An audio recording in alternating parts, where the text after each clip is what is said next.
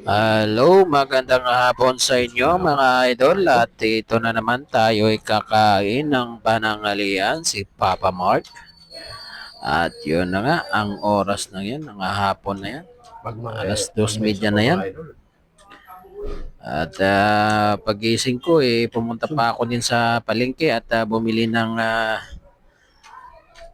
magulay, talbos-talbos lang, ayun na nga, tinula. Talbos ng dahon ng kamote pala yan at saka saluyot. Tsaka may daing pa. May halong daing kaya medyo masarap-sarap.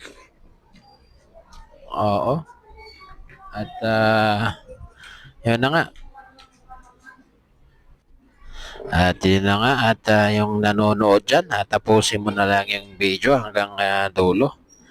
At siguro